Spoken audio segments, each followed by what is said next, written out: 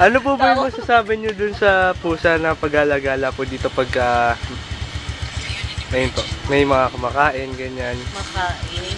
Kasi ang pusa, kahit busog, basta may kumakain, lumalapit talaga eh. So parati na po silang nandito. Ito.